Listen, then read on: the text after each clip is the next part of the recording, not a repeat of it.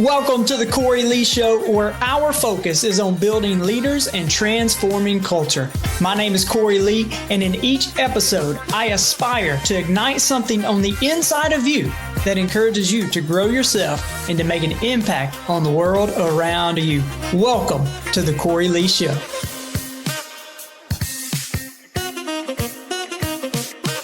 Welcome back to the Cory Lee Show. Hey guys, we are still in our series on champions, the attributes, the lifestyle, and the choice. And we've really been talking about the latest book that's come out on that, champions, and how to truly be a champion in life, not just in the workplace, not just on the field, but how do you truly be a man or a woman who's bigger on the inside than on the outside. Men and women who are good at what they do things with excellence, but great at who they are, that inner game. And so been going through that. You can check out, I think this is, episode 3 in this series of being a champion. And we're just going through my book. And if you want a physical copy of the book, you can do that. You can go to Amazon, or you can go to my website, CoryLeeLeadership.com/champion.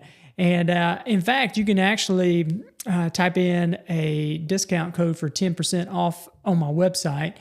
And that code is THANKS, THANKS, plural, right there. That'll give you 10% off on my website. And so anyway, I truly feel like the message in the book is a timely message. I feel like it's something that needs to get out today. And so one of the ways you can help me do that is buy you a copy, buy a copy for a friend or family, or really an athlete, maybe somebody who's in FCA, really good for high school, college athletes who really just want to grow in their faith as well, grow in core values, those kind of things. And so would love for you to help me to get that out. We were actually working on the Audible version, so it should be out on Audible coming up soon. And so today we're jumping into today's episode where we're talking about champions. You know what? There's a price to be paid with being a champion, and champions are willing to pay the price. And that's what we're talking about today.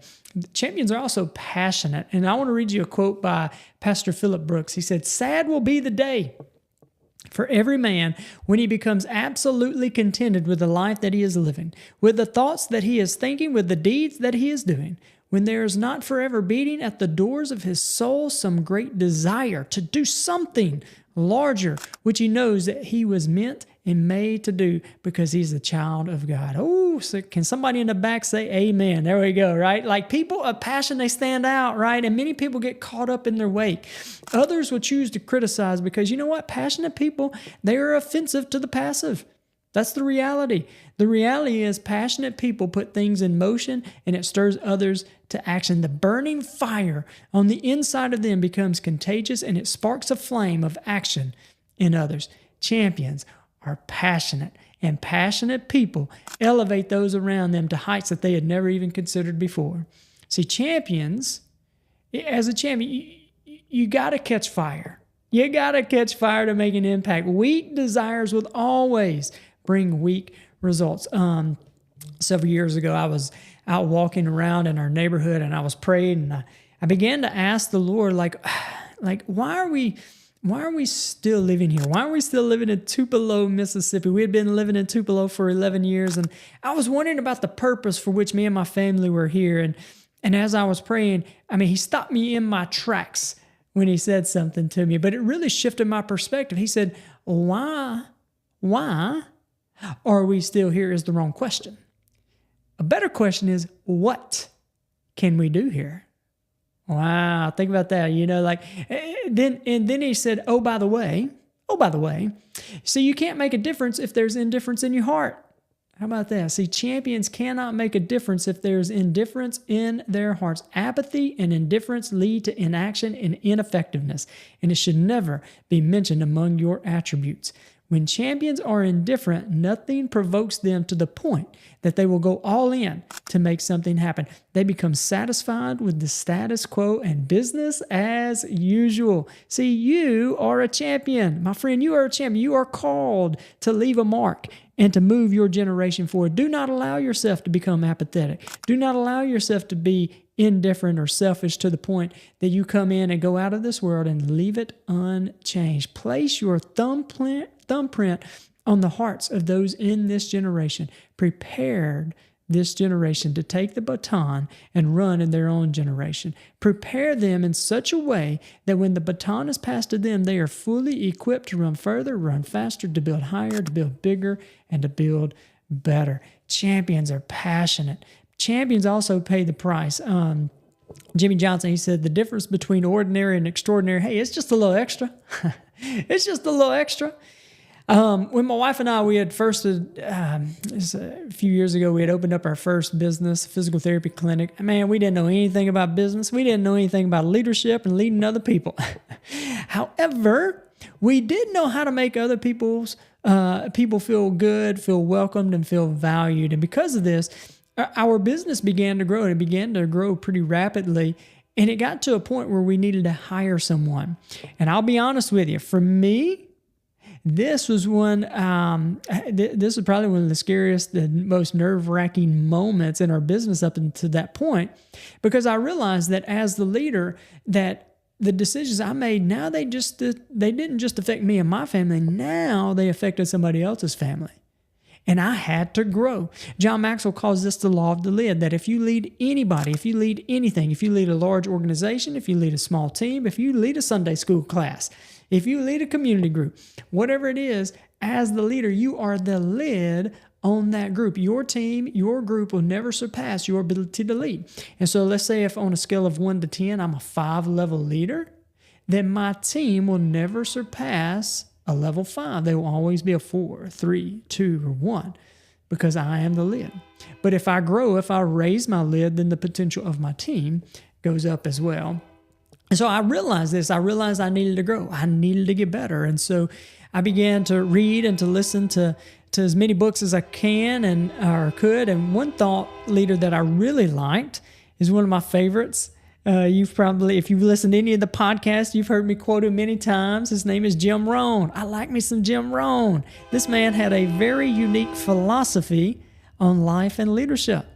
And I was really drawn to his simple yet profound explanations of complex concepts, right? Like he says things like, don't wish it were easier, wish you were better. Don't wish for less problems, wish for more skill. Don't wish for less challenges, wish for more wisdom. But I think one of my favorite insights from him was his formula for success and his formula for failure. He said, the formula to success is just a few simple disciplines practiced daily.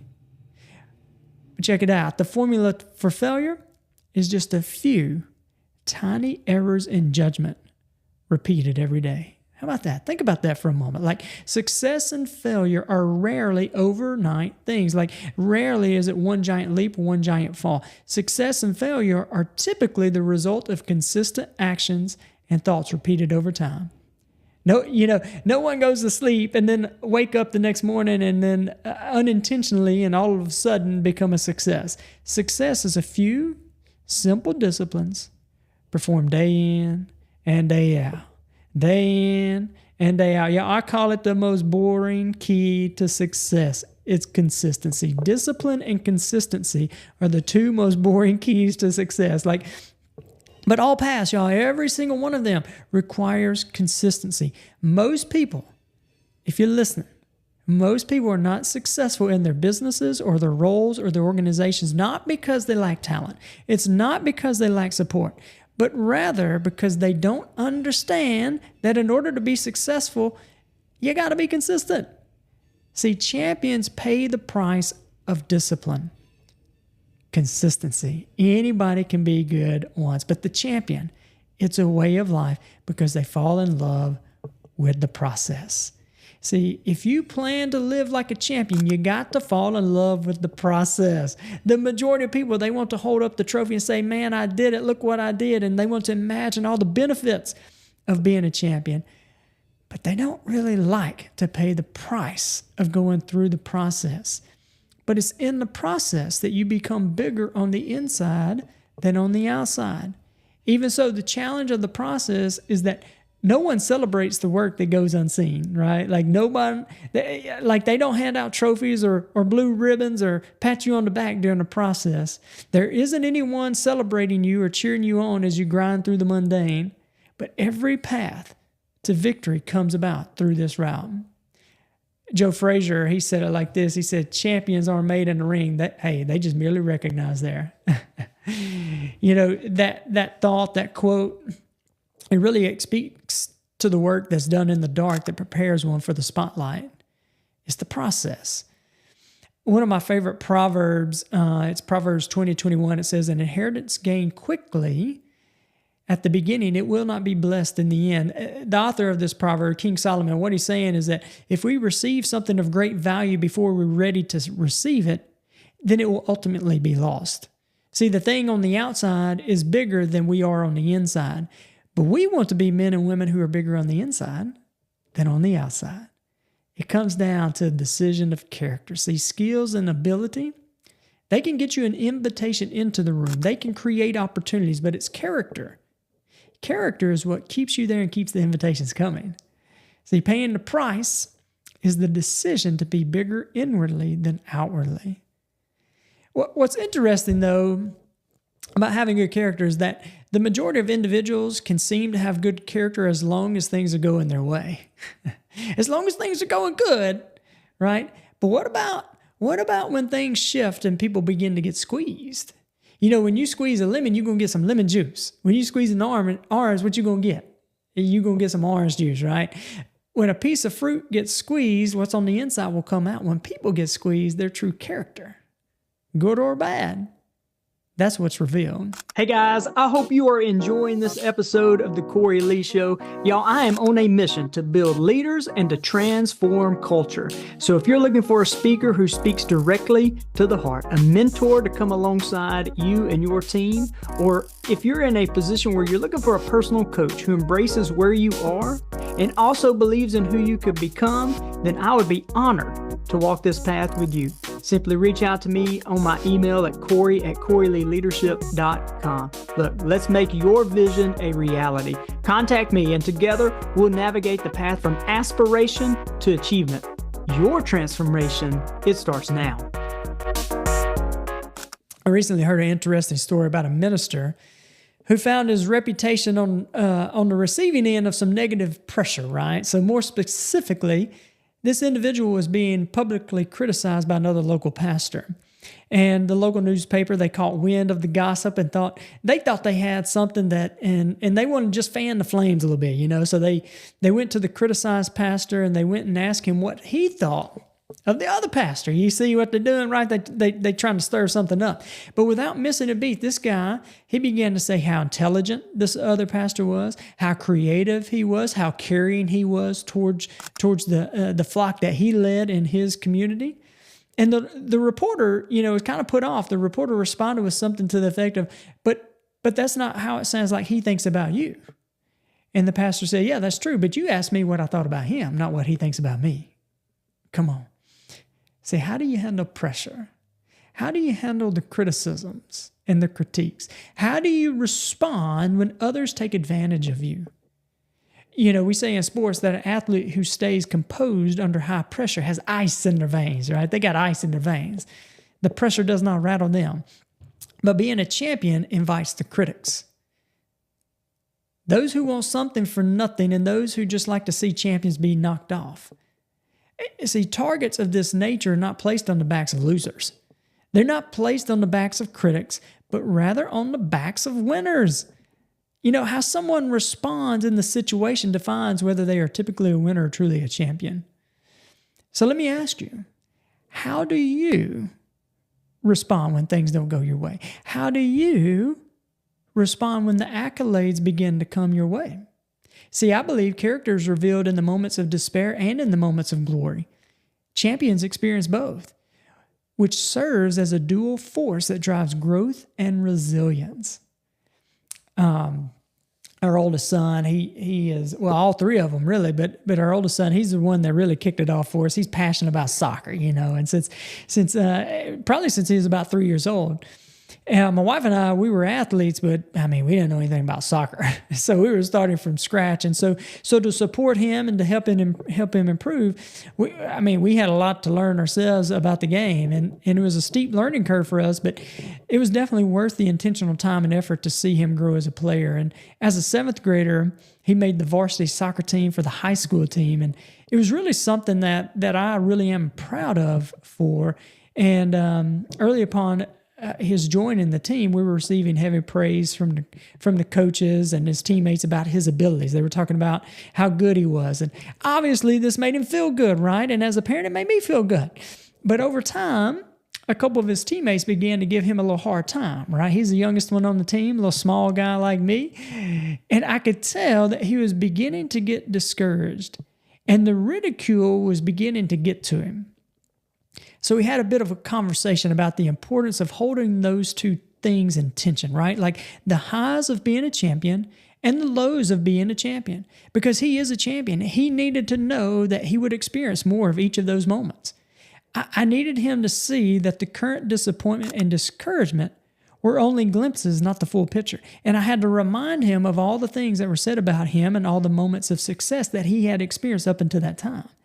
And see, I let him know that in the valley moments, it's important to remind ourselves of the victories so that we, so that we can pull ourselves out of that discouragement. But also during the peaks, this is important as well. It's also important to reflect on some of the losses so that it keeps us humble and hungry. See, for the champion, the mountain moments act as a beacon of validation. It boosts our confidence and it reinforces the effectiveness of our training and our dedication. Y'all, it's the tangible reward for hard work and sacrifice and really overcoming past failures. It offers a sense of achievement and motivation to aim higher. It's the reward of an effort put in. But on that opposite end, those valleys, they serve as powerful teachers. They show gaps that need to be closed. It forges mental toughness, and it refines strategies and skills. The valleys help us to value those winning moments and seasons. Many, they only want the mountaintops. But if we only experience the good, we can easily become complacent in our growth. And then we don't honor the process of the reward like we should. I think the true champion needs both. And honestly, you're going to experience them both anyway. How we respond to the mountains and the valley says a lot about who we are, and it reveals what is really going on underneath the surface. And I just think as we consider these truths, let these words of C.S. Lewis kind of just settle in with you. He says, hardships often prepare ordinary people for extraordinary destiny. Woo, let me say that one more again. Hardships often prepare ordinary people for an extraordinary destiny. See, this statement, it reminds us that the path of a champion is not defined by a lack of challenges, but rather by how those challenges are the very making of an extraordinary journey. It is the crucible of hardship that the true character of a champion is forged and their destiny shaped. Many want the prize, but they don't want to pay the process. They don't want to pay that price of the process. Champions, they pay the price by doing the small things well. Another thing Jim Rohn says is we all must suffer from one of two pain points, the pain of discipline or the pain of regret. The difference is that discipline weighs ounces while regret weighs a ton. I like this quote, and this quote really gets right to the point and captures the idea that while being disciplined requires effort and can be challenging, it is far less burdensome than the lasting and often heavier pain of regret that comes from not having done the small things well. See, how we do anything is really how we do everything. And I think many people have this attitude of, I'll wait until, right? I'll wait until I get the ideal job before I put in my effort. I'll wait until I have my own business before I take full responsibility. I'll wait until I get enough money for myself before I start helping others.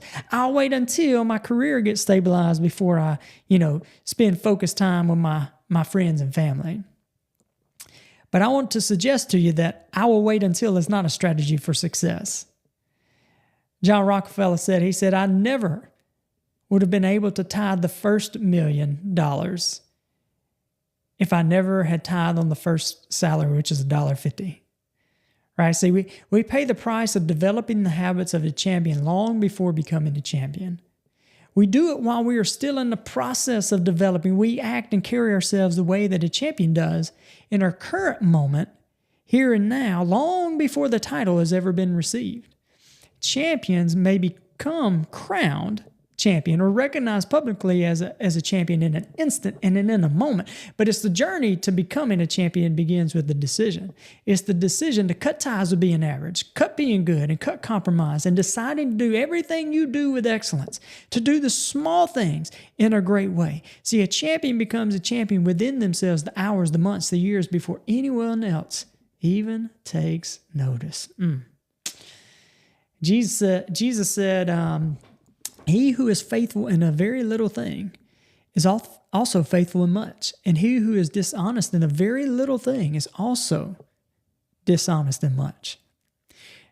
The way in which Jesus worded this declaration is very interesting. He says that the person who has proven that they can be honorable and trustworthy with something less significant, that they've actually proven that they can be trusted with something more significant, even though they have not been given responsibility for what is significant yet. Their ability to carry themselves as a champion with the small proves that they have the character to handle the responsibility.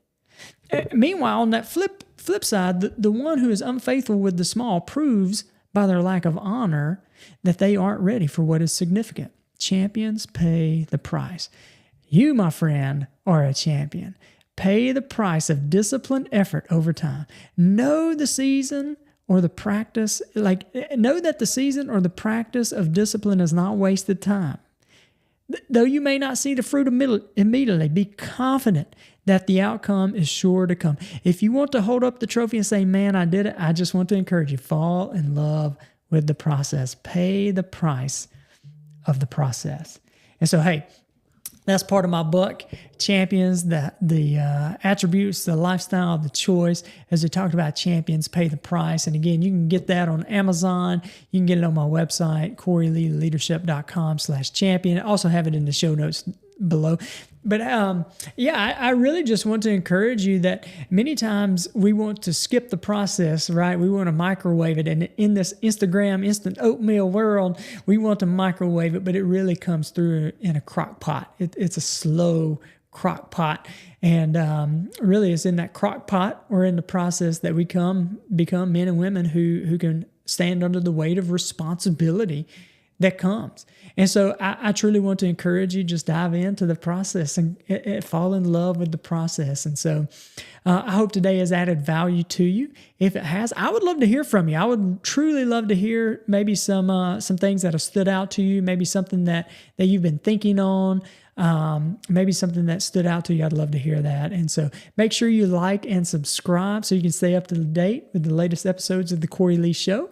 And I would love it if you would just give this a review. That way it kind of helps us bump up in the, the algorithms and stuff like that. But that would truly help. And also share it with a friend or family member so we can encourage them as well. So appreciate you guys. I hope you have an awesome day and God bless. 3, 2, 1. Okay. Thanks for joining me today. I hope I have added value to you. And if you have found value in this episode, let me know. Drop a comment and make sure you share with a friend or family member. See you next episode.